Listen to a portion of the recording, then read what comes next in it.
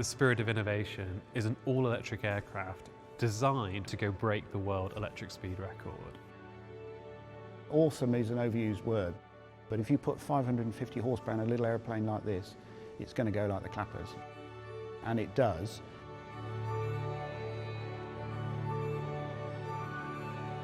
It's an incredible, remarkable aeroplane for many, many reasons.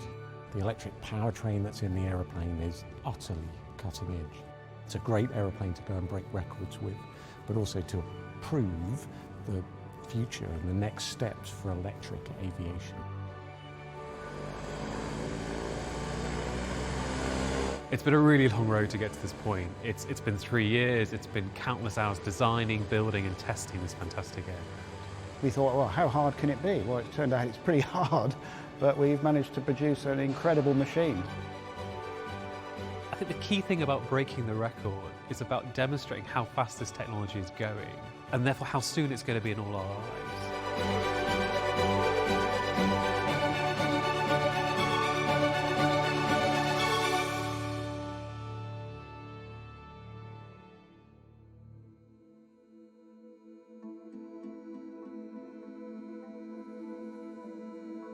So with our aircraft, the Spirit of Innovation, we want to go and break airspeed records, and crucially we want to go break the 3-kilometre record, the 15-kilometre record and the time to climb record. The current record for the 3-kilometre challenge is 213 miles per hour.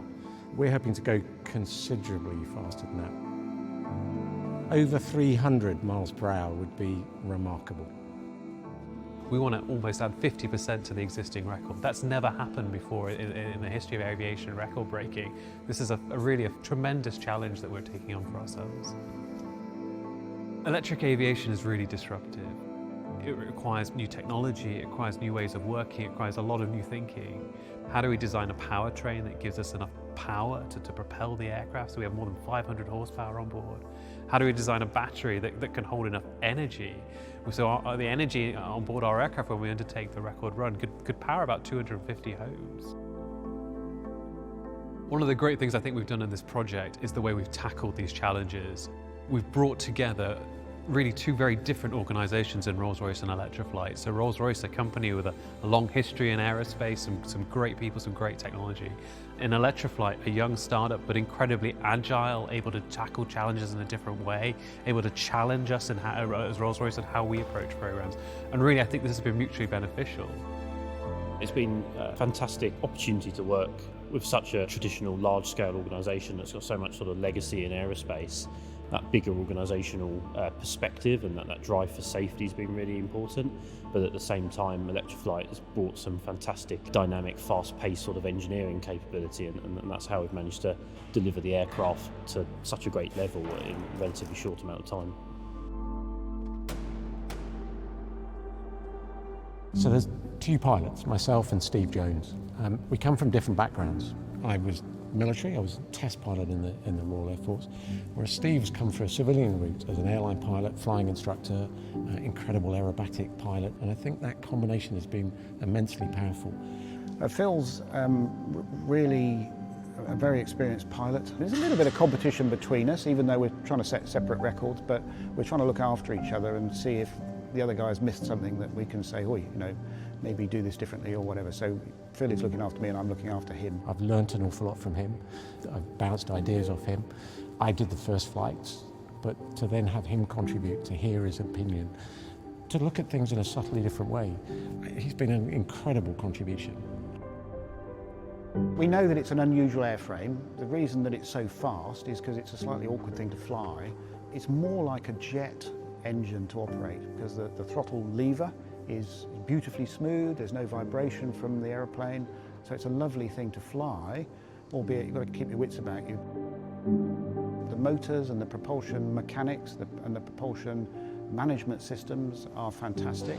The motors are virtually silent when you sit in this aeroplane.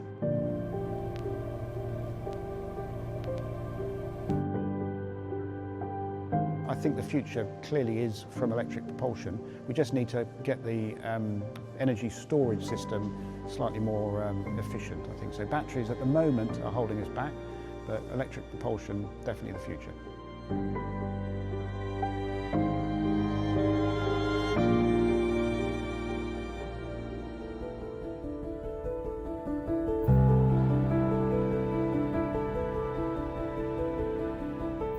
The Schneider Trophy was a race series in the 1920s and 30s where people competed to build the fastest seaplane. And Rolls-Royce was invited to come into this competition and develop an engine. And we did. We developed the Type R engine that ultimately went on to win the Schneider Trophy and secure it for the UK. But it was a really pivotal time for us because it brought together quite a small team of engineers to just focus on the challenge of how you build an engine that can go as fast as possible. And when we think about what we're doing now in the spirit of innovation, where we're trying to build an electric aircraft to go break airspeed records, to really go demonstrate what's possible, we just found so many similarities, not just only in the objectives, but in the way that we've tried to work as well. Pilot, last person in the aeroplane, but it's so, and I'll get emotional saying this, so wouldn't get there without the hundreds of people across Rolls-Royce, Electriflight, YASA, the ATI, the government. I've never seen a team come together and achieve what this team has done. Thanks very much, guys. Thank you. I don't think I've ever met as many clever people in one room as I've seen over the last few years. You know, we've got some really clever people, and they just seem to have boundless energy. It's been a tough project. It's a roller coaster of a project. You know, we have 10 steps forward and then you get 2 steps back and everybody's a little bit down, but you know, come Monday morning they're all re-enthused and away they go again, and they just keep plugging away. What we see behind us is a testament to the tenacity that they have to keep going, and it really is an amazing thing, and we're very grateful to them, and fingers crossed we can set some good records.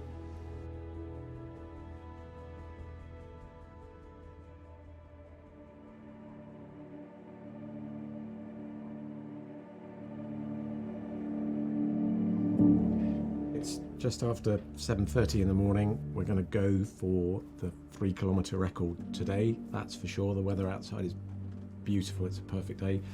Got my paperwork, I've been running through the sortie, running through my checks, making sure I'm ready to go, and I'm excited.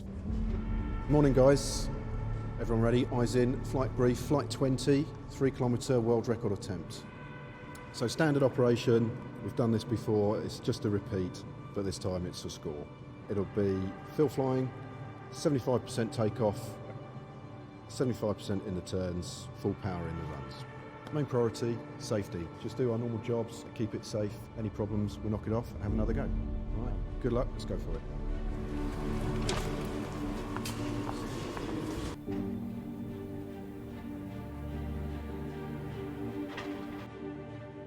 So on the day, my main responsibility is to fly the aeroplane, but there's preparation around that. I need to have learnt the route, the track, how we're going to turn off that track, how we're going to turn back into that track, what heights I'm going to be at, all the contingent factors in assessing that.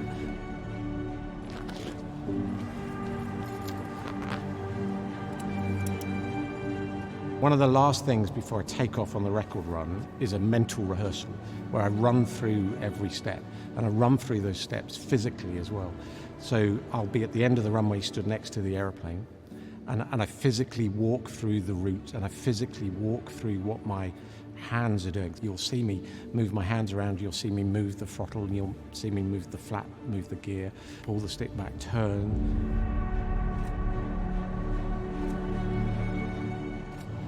Yeah.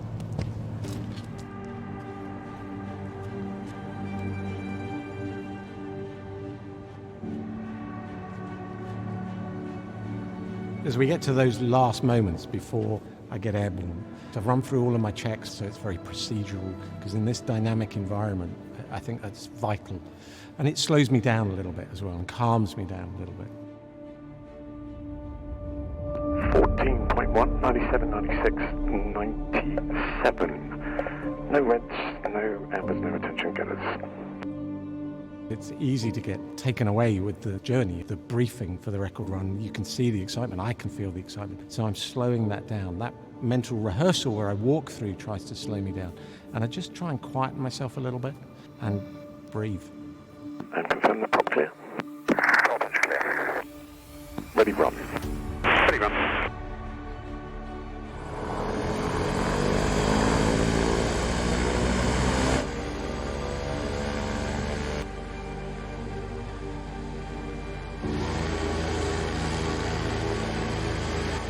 TM movement's ready.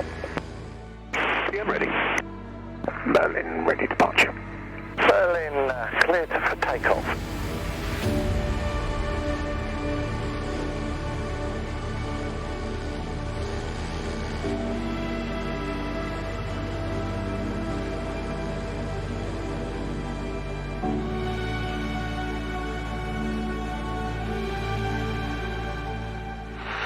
Start, stop one.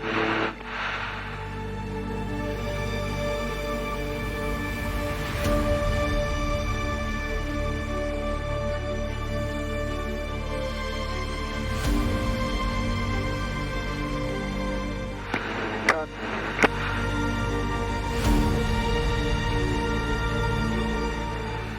1,000 feet. Start, run 2.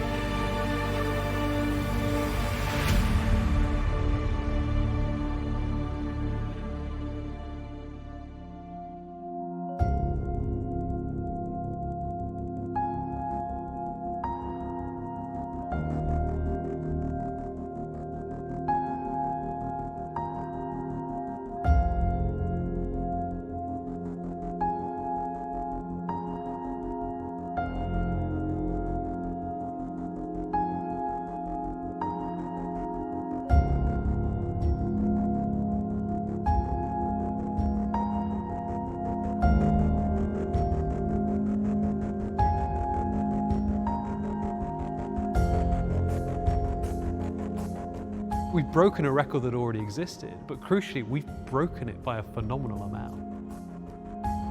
I can't think of a better way of demonstrating just how fast this technology is moving and how soon this is going to be in everybody's lives in the way that we travel. I think it's clearly demonstrating that we're getting into the third age of aviation. These records prove electric aviation is absolutely and utterly here to stay in many forms. There's more to sustainability than just electric aviation. We're entirely engaged in that as well. But from this project, electric aviation absolutely works.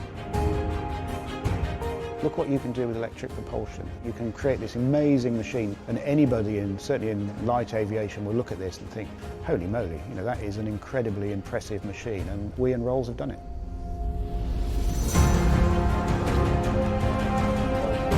People often ask how I'll look back on this in 20 years.